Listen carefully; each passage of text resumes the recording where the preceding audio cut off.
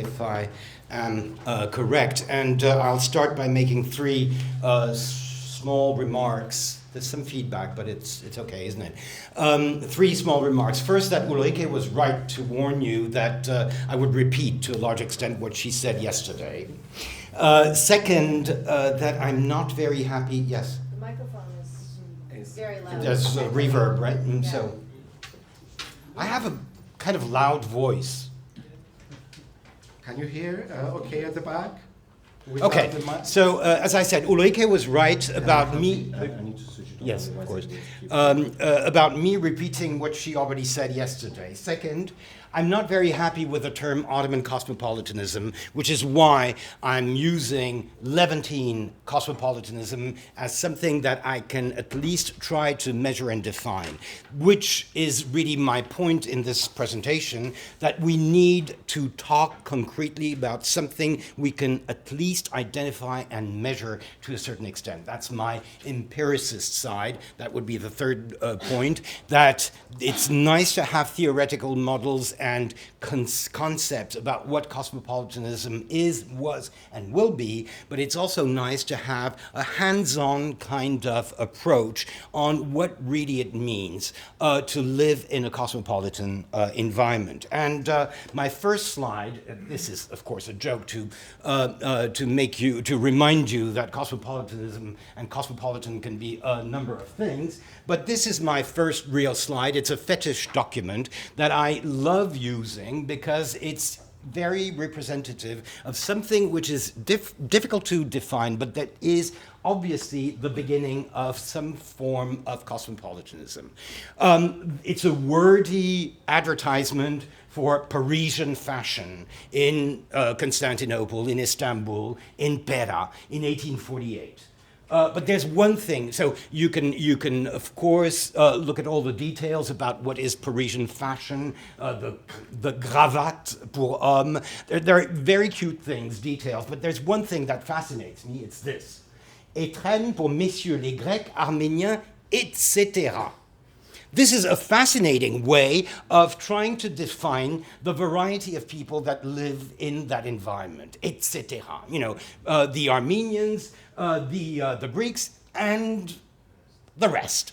The rest being not defined or not definable or too numerous to be defined in an advertisement. I think that's a very telling kind of detail. It's not derogatory, really, but it is a way of trying to deal with variety in a way that wouldn't have made sense in, say, Paris, or even in a colonial city of the French Empire, because there's a very French side to this advertisement, all the fashion and whatever. So it could have been from, say, a newspaper in Algiers, but then this, the Grec, Arménien, etc., that's something that's typically Ottoman Levantine. It is something that is particular to that geography. So this is just a reminder that this is what I call the birth pangs of Levantine cosmopolitanism. Now, let me first start with some remarks, general remarks about what cosmopolitanism is and is not, and what people have said about it. Again, it's a rehash of what has been said about cosmopolitanism, a bit like Ulrike did it yesterday. Now, first, cosmopolitanism is a tempting word to describe the plurality and diversity characterizing Ottoman society, especially in the major urban centers of the empire towards the turn of the 20th century. Yet it rests on very slippery grounds with regards to its true applicability to a wide variety of situations and to the rigor with which it can really be used as an analytical concept to describe Ottoman society or sections of it. The challenge, therefore, is to find a way of defining the nature of the mixed social, cultural, ethnic, and religious fabric of the settled population of the imperial capital, as well as that of other major urban centers, generally lumped under the generic term of port cities. Among a number of possible terms, plurality, pluralism, diversity, hybridity, cosmopolitanism seems to come closest to a social and cultural diversity resulting from the combined effect of the mixing of ethnic and or religious groups of local and foreign origin, as suggested by the rather frequent use of the term in the context of 19th century Ottoman society. Yet the term is difficult to use, if only because it has been used too loosely and indiscriminately in a number of relatively recent works.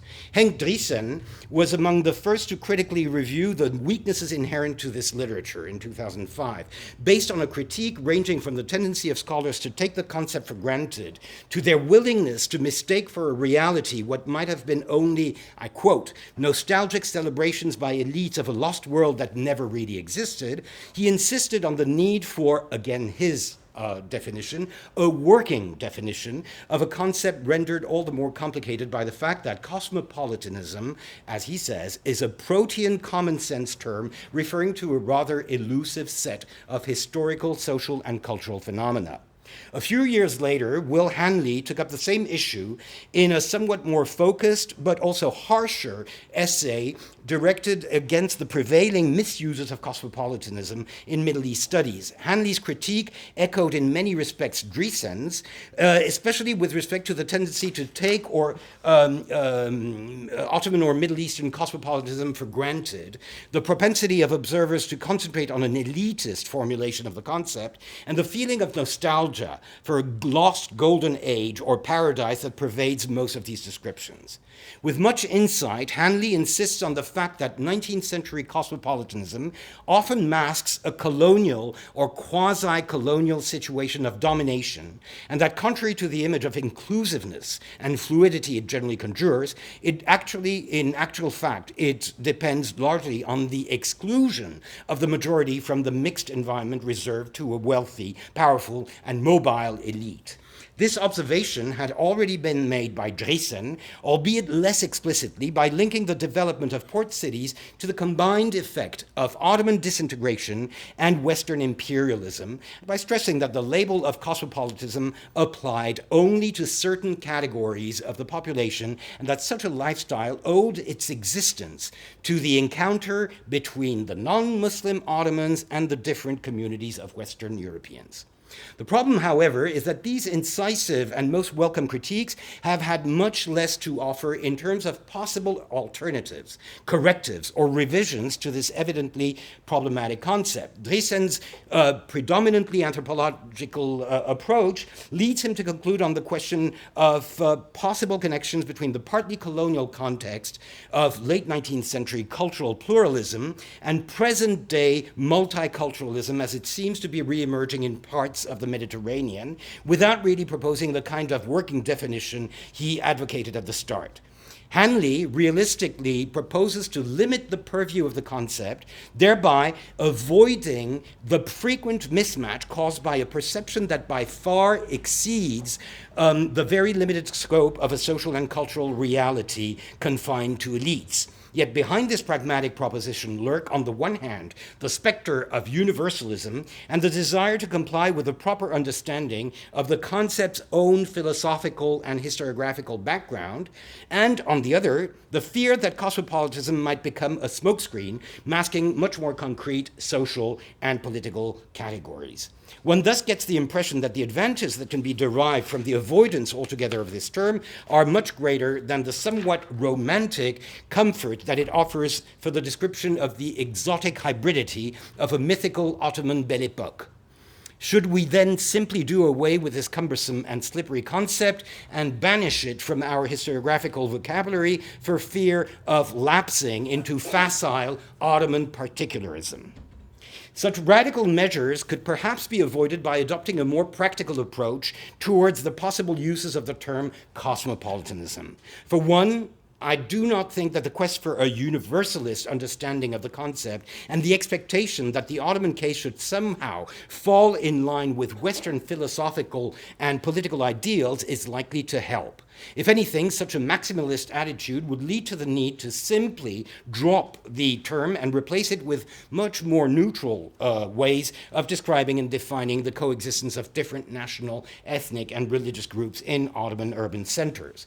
I would also argue that the question is not to know whether certain inhabitants of the Ottoman port cities believed that they were cosmopolitan and lived in a cosmopolitan environment, and if so, whether their understanding of cosmopolitanism fits our present perceptions of the concept. Rather, what really counts is to ascertain whether we, as historians, can use this terminology to describe the social and cultural milieu of this bygone world. In fact, I would go one step further and suggest that the real challenge is not to know whether we can use this term, but rather whether we need to do so. For if what we are studying can still be described and defined by resorting to less loaded terms than cosmopolitanism, such as pluralism, diversity, or even multiculturalism, then there probably is no justification to bring into the discussion a concept harking back to a number of philosophical and political issues exceeding by far the scope of an Ottoman convivenza of sorts. Was the Ottoman millet system an early example of cosmopolitanism, distinct from the general tendency of religious homogenization observed in Europe? Generally speaking, it is true that until at least the end of the 18th century, Ottoman society seems to have thrived on diversity, while at the same time ensuring that the most basic boundaries between coexisting communities were maintained and respected. We know well that Ottoman society was characterized by a great degree of fluidity, both forced and voluntary, which made the crossing of such borders possible, and even rather frequent. Yet, it should be remembered that these crossings often, if not always, required an explicit change of identity, generally through conversion, which, while permitting movement, ended up confirming the importance of the boundaries between communities. Not every form of diversity is cosmopolitan, and in the case of the Ottoman Empire, the evidence suggests that the mixing of ethnic and religious groups was quite far from providing the kind of inter- or multicultural environment and practices one would associate with cosmopolitanism. True, some Ottoman cities looked understandably cosmopolitan to the average European visitor who knew no such diversity at home. But that did not mean that this mixed environment was truly characterized by intercommunal fluidity and integration. Quite the contrary, one could claim that what made the existence and functioning of such a heterogeneous society possible was precisely the fact that these very diverse groups were able, and to a large extent encouraged, to erect barriers that kept them from mixing with others. Moreover, it should not be forgotten that at the root of the Ottoman millet system lay a very strict hierarchy that separated Muslims from non-Muslims, the latter being subjected to a form of segregation which, while granting them a great degree of autonomy, also made sure that their inferior status as zimmis was constantly maintained and reminded. In short, one should not mistake a system that tolerated the coexistence of cultural and ethnic diversity for a conscious policy geared towards promoting exchange and interaction among imperial subjects.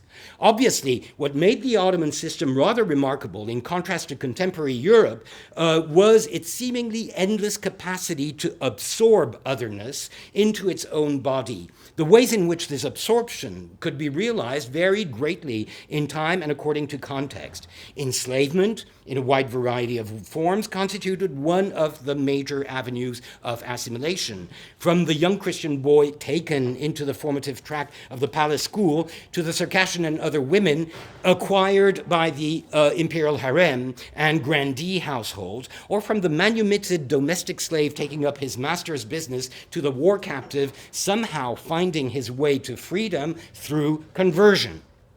Apart from the fact that these and similar situations represented a rather marginal proportion of a dominantly stable social reality, one should not forget that such examples of mobility, striking as they may have been, depended on a radical change of identity almost exclusively through conversion to Islam.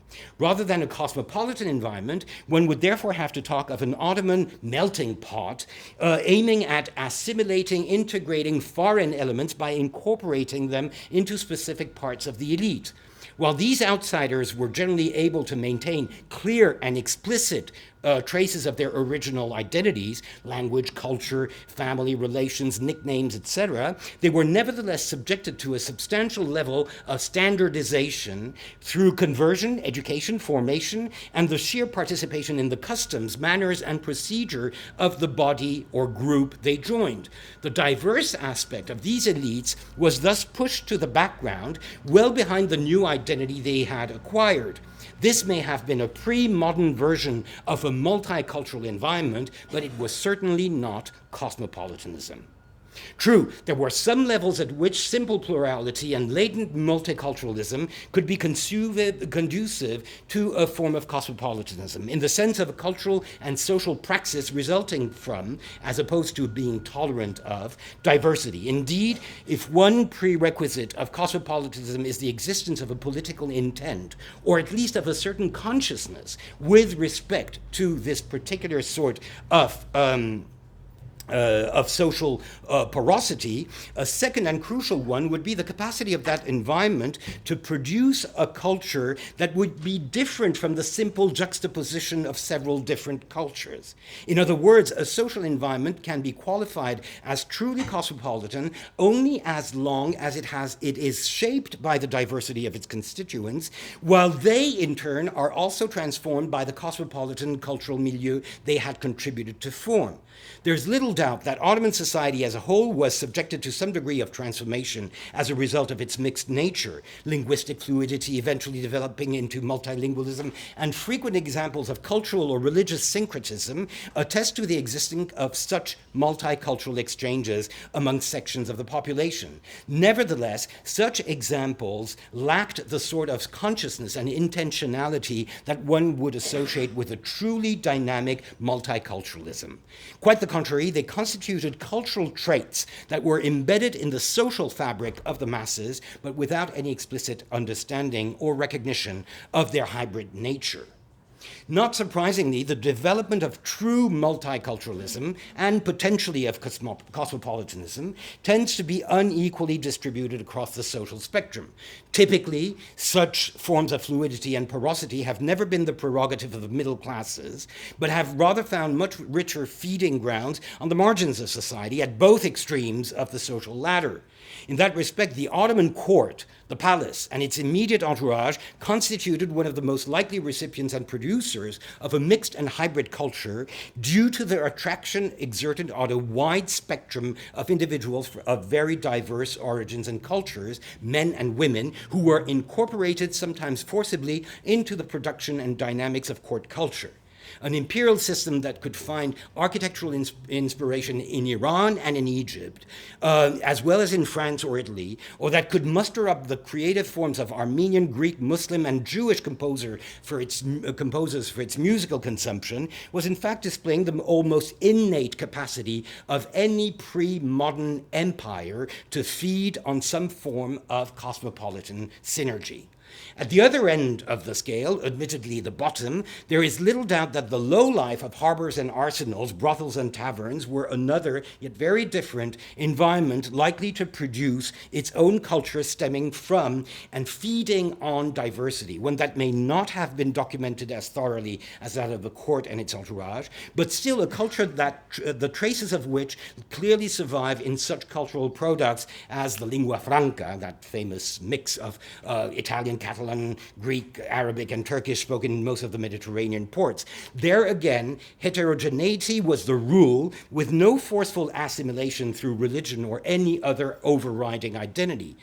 These were men and women whose extreme mobility had transformed into a caste of wandering marginals. If any group fully deserved to be categorized as transnational or trans-imperial, it was probably these scores of sailors and other proletarians roaming the Mediterranean basin. In the light of these observations, then, it would probably not be wrong to speak of the existence of some degree of Ottoman cosmopolitanism in the early modern period, unequally distributed in space and time and along certain social strata, but more or less inherent to the nature of an empire and to the fluidity that was so characteristic of pre-modern societies and communities. For the great majority, however, there was hardly more than a basic level of coexistence and convivenza, a far cry from anything approaching cosmopolitanism. And yet, by the second half of the 19th century, most of the urban centers of the empire had developed a form of heterogeneity which most observers, past and present, did not hesitate to describe as a perfect example of cosmopolitanism.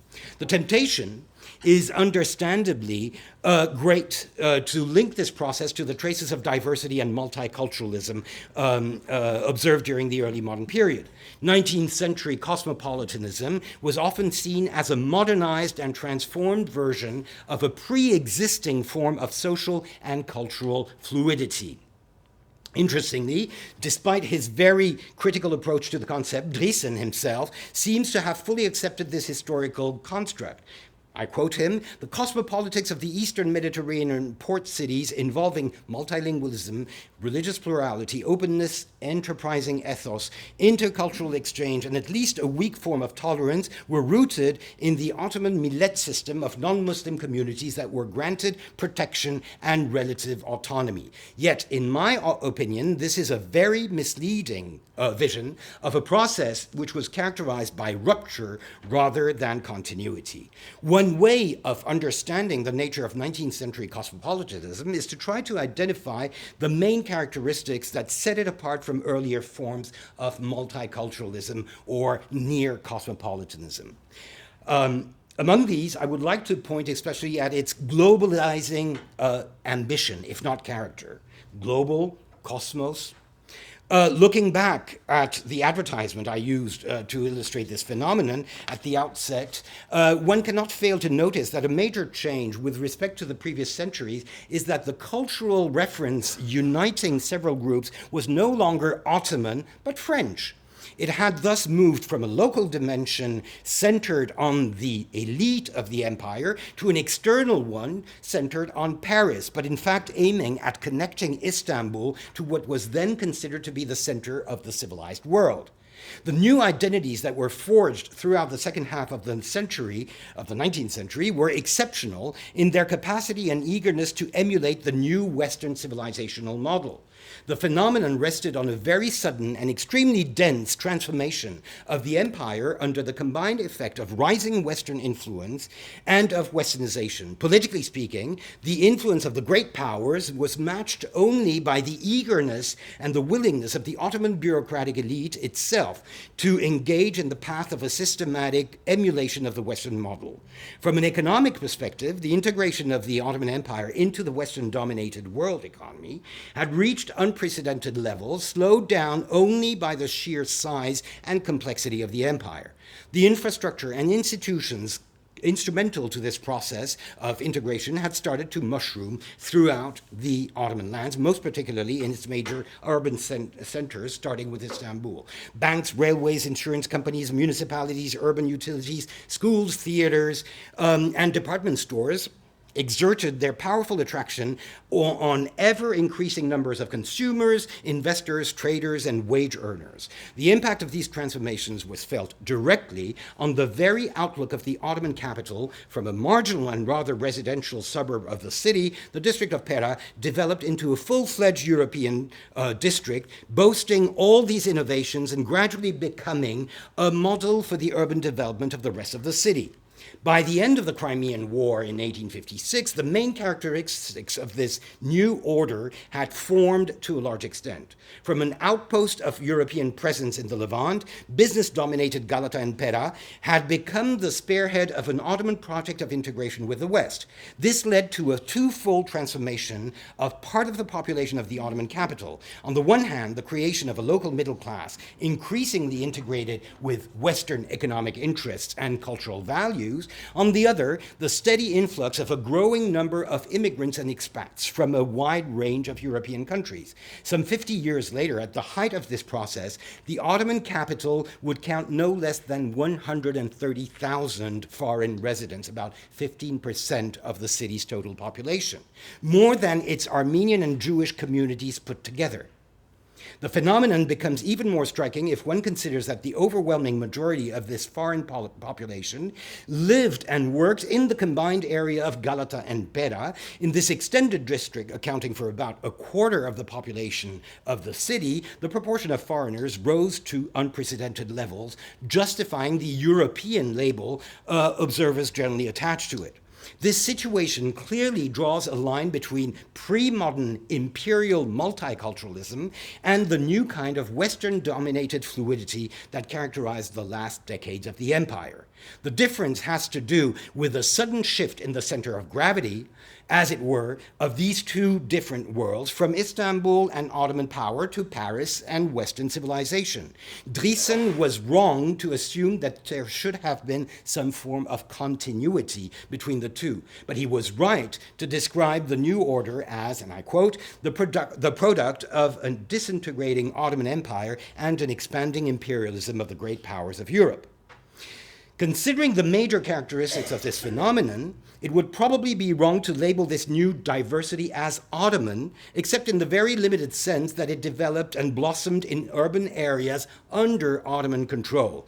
Even then, one could legitimately wonder if this political denomination might not bring a crippling limitation to the scope of the phenomenon by excluding certain regions that were not, or no longer, under Ottoman control, but still displayed a very similar form of multiculturalism. This is particularly true of Egypt, especially Alexandria, and of a number of North African cities under French colonial rule, such as Algiers and Tunis. Given this wider geographical distribution, one should perhaps concentrate on what cities like Istanbul, Izmir, Beirut, Alexandria, and Algiers may have had in common that might explain the existence of similar forms of cosmopolitanism through much of the eastern and southern Mediterranean basin. Two major factors come to mind: the colonial or quasi-colonial nature of the rapport de force between the local society and the Western powers of the time, and the absence or extreme weakness of a political structure identifiable with the nation state. At this point, and in order to bring some degree of differentiation from an openly colonial situation, Levantine comes in handy. Without going into the details of the evolution of the term in time, by the mid-19th century, it had become a somewhat derogatory label used to describe the hybrid identities of half-Westernized local non-Muslims and of Westerners who had gone native as a result of several generations of residence in the Ottoman lands. Considering that one of the dominant features of Levantine identity, as described by real Europeans, Westerners, was an eagerness to integrate and assimilate into European culture, it is obvious that there was a serious overlap between this phenomenon and the kind of cosmopolitanism which developed in the Ottoman lands during the second half of the 19th century.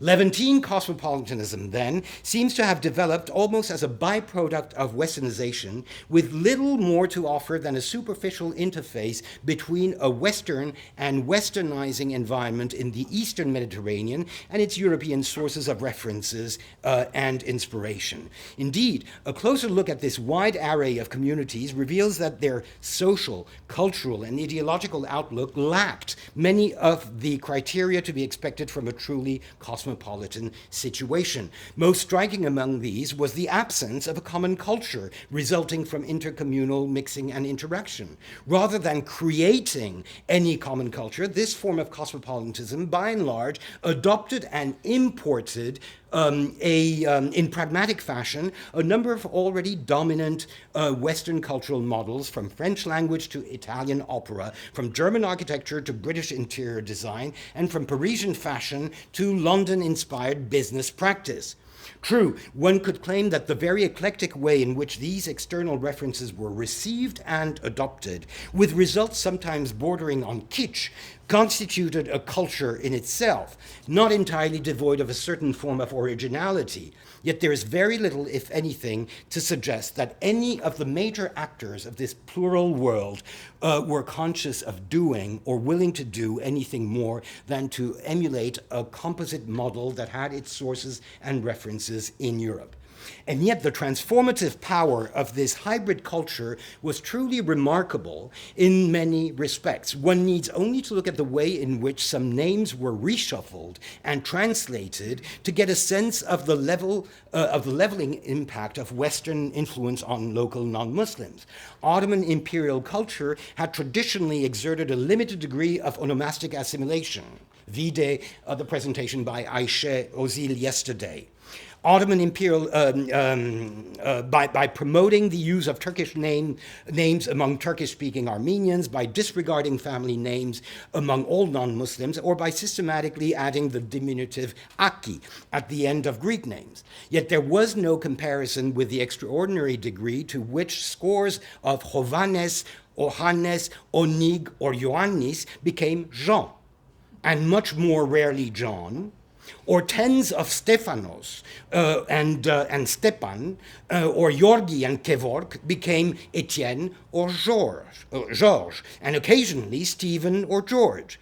Obviously, this worked particularly well for Messieurs les Grecs et les Arméniens, as the advertisement put it, whose Christian names could easily be translated into French and, if necessary, into any other European language. But the practice also spread among a considerable portion of the Jewish community, who easily Gallicized biblical names, Avram into Abraham, Elias into Eli, Jacob into Jacques, Moshe into Moïse, or simply adopted modern European names such as Albert, Charles, Henri, Léon, Maurice, or Robert.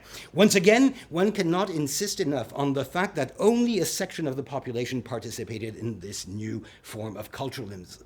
I would even add to this exclusion the fact that it's not just that this cosmopolitanism excludes the majority, it's that it depends on the exclusion of the majority in order to define itself. So it's that important, this phenomenon of exclusion. So this environment, in its broadest sense, consisted of the urban topography in which this new culture thrived and developed. One way of looking at it is, look at the Annuaire Oriental and the advertisements on these in these commercial directories, where you see the use of all languages, but with the domination of French as the international standard, the new lingua franca that unites these people around a world of consumption, production, and integration. I will drop the theoretical side of the question and move on to what I think is the only way to deal with this if we really want to understand it, which is practice, which is the documentation, the empiricist use of documentation.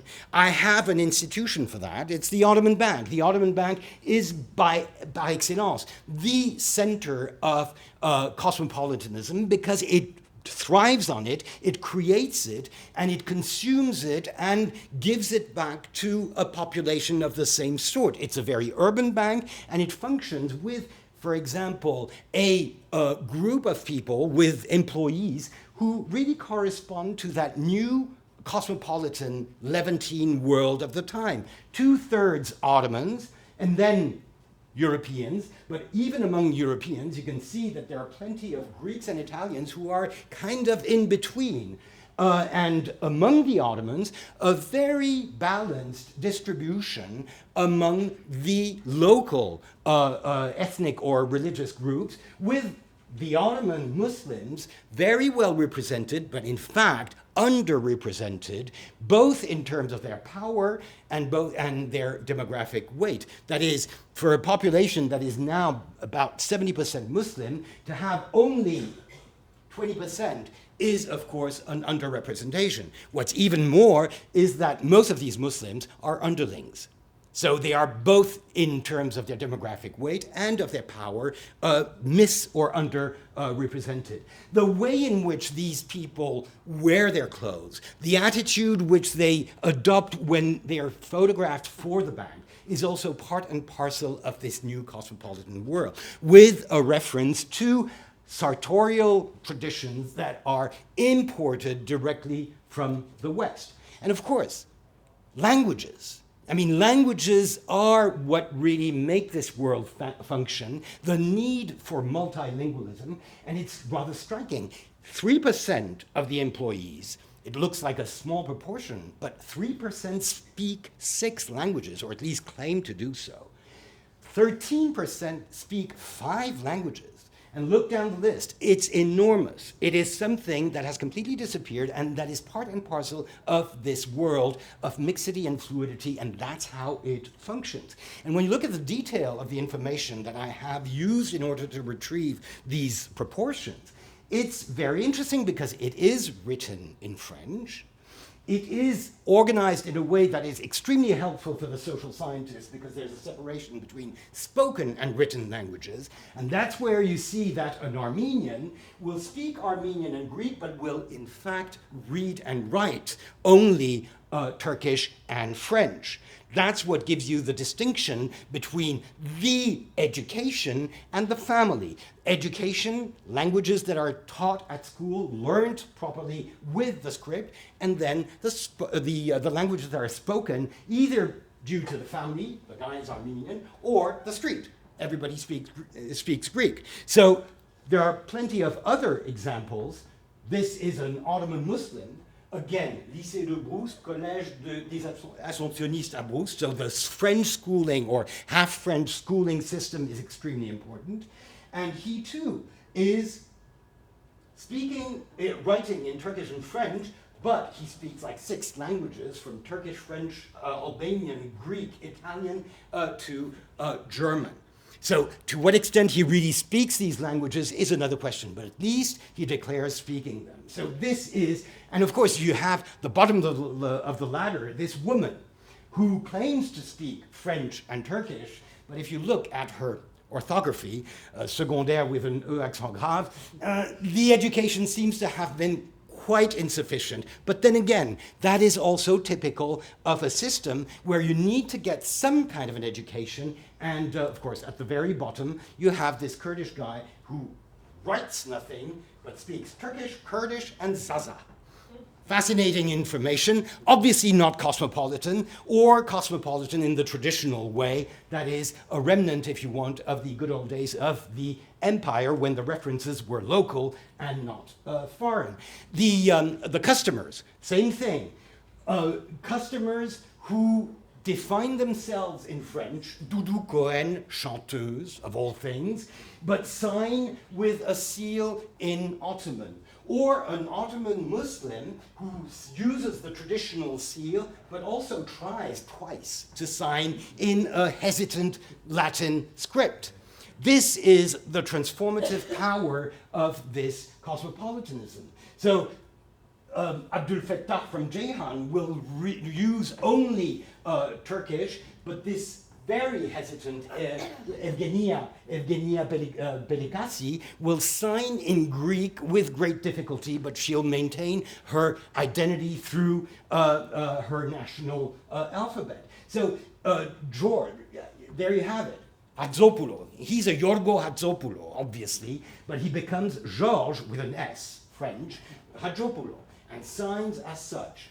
And Saïd Bey Davoud signs again Saïd Davoud in a very, very French way, although he's an Ottoman Muslim. So signatures. I mean, you can look at all this transformation by looking at the way in which these people sign. This one I added yesterday for Aisha. Olga Istrati. Exactly what you described. Very typical that women are consistent with the traditional format, whereas men have a tendency to emancipate themselves through, what did I do?